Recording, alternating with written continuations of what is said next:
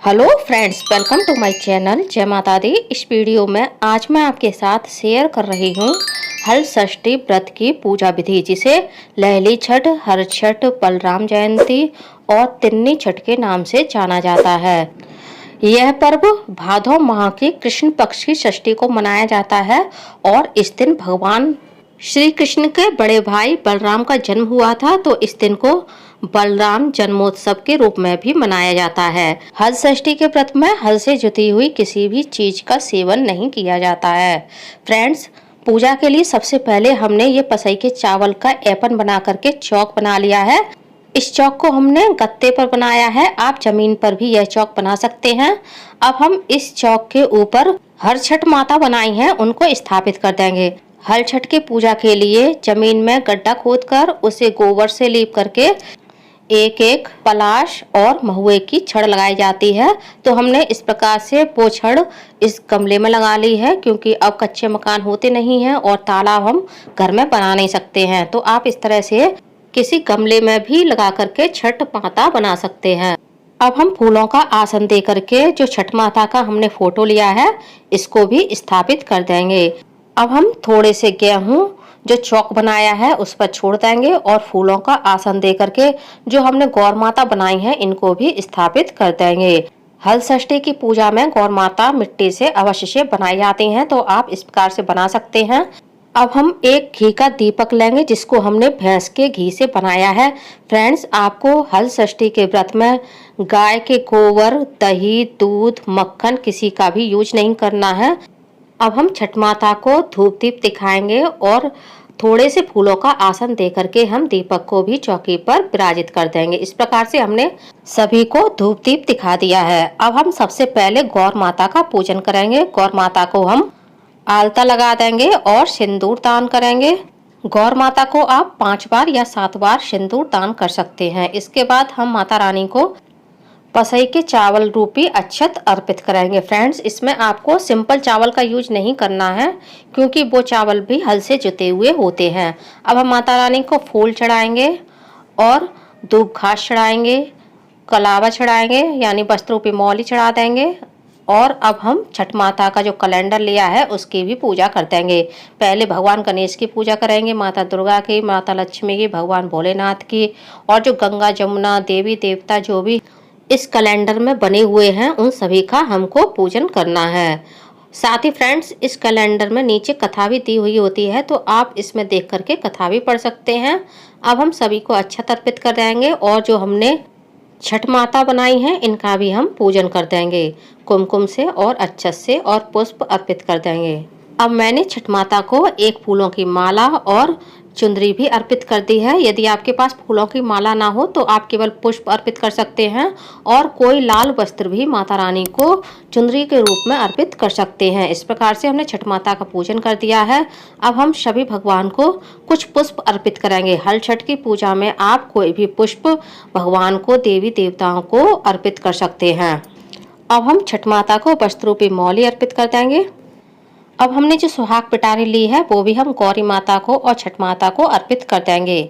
और फलों में हमने 6 केले लिए हैं, इनका भी भोग हम माता रानी को लगा देंगे।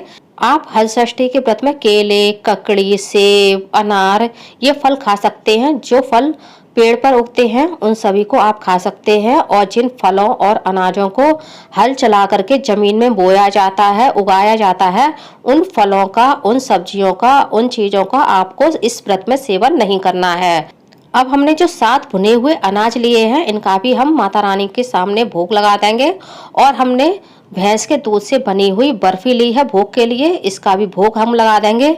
ये भोग की बर्फी आपको नहीं खानी है, क्योंकि इसमें शक्कर पड़ी हुई है, और शक्कर को हल चलाकर ही खेत में गन्ने को बोया जाता है, तब शक्कर बनाई जाती है। शक्कर से बनी हुई मिठाइयों का भोग आप हल छठ माता के व्रत में माता रानी को लगा सकते हैं, लेकिन आपको उन चीजों का सेवन नहीं करना है जिसमें शक्कर पड़ी हो। साथ ही आपको गाय के दूध से बने पदार्थों का भी यूज इस पूजा में नहीं करना है।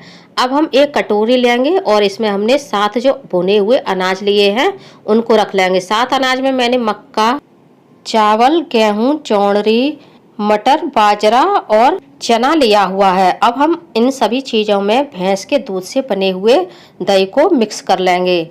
अब आपने जो भी पत्ते लिए हैं पलाश के या फिर महुए के, उनको 7 भागों में बांट लेंगे और 7 जगह इस अनाज को रख करके हमें माता रानी को भोग लगाना है। ये भोग आपको इसी प्रकार से पत्ते पर रख कर ही माता छठ को लगाना है। हलषष्ठी का व्रत महिलाएं अपने संतान के अच्छे स्वास्थ्य, उनकी लंबी आयु के लिए और जीवन में सफलता के लिए भी रखती हैं। कुछ महिलाएं इस व्रत को अपने पति की दीर्घायु और उनके अच्छे स्वास्थ्य के लिए भी रखती हैं।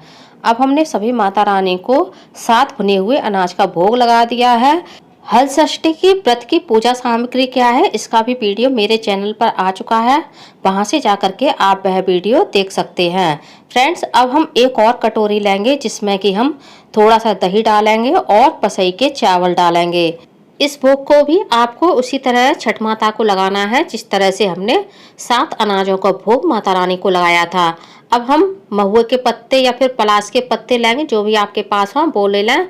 आप उनको 7 भागों में इस प्रकार से बांट लें और जो हमने दही के साथ पसई के चावल का भोग तैयार किया है, अलग अलग 7 जगह हम इस भोग को पत्तों पर रख देंगे और छठ माता का भोग लगाएंगे। उसके बाद जब हमारी पूजा संपूर्ण हो जाएगी तब छठ माता के पास बैठकर ही हमें, यानी जो लोग व्रत रखते हैं, उन्हें इनका सेवन करना होता है। अब हम हाथ में थोड़े से पसई के चावल लेंगे, पुष्प लेंगे और हलषष्ठी की कथा सुनेंगे या फिर पढ़ेंगे। कोई भी व्रत कथा खाली हाथ पढ़ी या सुनी नहीं जाती है, तो आप इस प्रकार से पुष्प और चावल हाथ में ले लें। जब हमारी कथा संपूर्ण हो जाएगी तो जो हमने पुष्प और चावल हाथ में लिए हैं वो हम गौरी माता और छठ माता को अर्पित कर देंगे। अब हम माता रानी से चरण स्पर्श करके उनसे आशीर्वाद लेंगे। अब हम हवन करेंगे। हवन के लिए मैंने पीतल का हवन कुंड ले लिया है। आपके पास जो भी हवन कुंड हो आप वो ले लें। मैं ये हवन बिना आम की समिधा और उपले के कर रही हूँ। आप ये हवन भैंस के उपले से या फिर आम की समिधाओं से भी कर सकते हैं। पतासे पर हमने एक कपूर रखा है और अग्नि को प्रज्वलित कर लिया है। अब हम छठ माता के नाम से 6 आहुति हवन कुंड में दे सकते हैं। आप एक लौंग का जोड़ा, इलायची, कपूर, बतासा, ये सारी चीज़ें भी हवन कुंड में अवश्य चढ़ाएं। अब हम हवन की आरती छठ माता को देंगे और स्वयं भी आरती लेंगे और अपने बच्चों से और परिवार के सभी सदस्यों से हवन की आरती लेने के लिए बोल देंगे। अब हम आरती करेंगे। फ्रेंड्स, इस व्रत में आप यदि कोई मीठी चीज़ खाना चाहते हैं तो किसी पानी में या दूध में छुहारा डाल करके रखते हैं। उसके बाद आप उससे मीठी चाय वगैरह बना सकते हैं। इस प्रकार से आप मीठा खा सकते हैं। शक्कर आपको नहीं खानी है। इस व्रत में आप मेवे खा सकते हैं, नाड़ी की भुजिया खा सकते हैं। पसई के चावल के अलावा आप समा के चावल से भी खिचड़ी या फिर खीर बना करके खा सकते हैं। फ्रेंड्स, हमने जो 7 भुने हुए अनाज का भोग निकाला है, इस अनाज को आप अगले दिन गाय को या फिर भैंस को खिला सकते हैं और जो पसई के चावल का भोग निकाला है वह आपको स्वयं ही खाना है। तो फ्रेंड्स, आप लोगों को मेरा यह वीडियो कैसा लगा कमेंट्स करके ज़रूर बताइएगा और यदि आप मेरे चैनल पूनम की आस्था पर पहली बार आए हैं तो प्लीज़ चैनल को सब्सक्राइब कर लीजिए। वीडियो को ज़्यादा से ज़्यादा लाइक कीजिए, शेयर कीजिए, साथ ही बेल आइकन को प्रेस कर दीजिए ताकि हमारे आने वाली सारी लेटेस्ट वीडियो की नोटिफिकेशन आप लोगों को टाइम से मिल सके। कॉमेंट्स बॉक्स में छठ माता की जय अवश्य लिखिएगा। धन्यवाद फ्रेंड्स। बोलिए छठ माता की जय।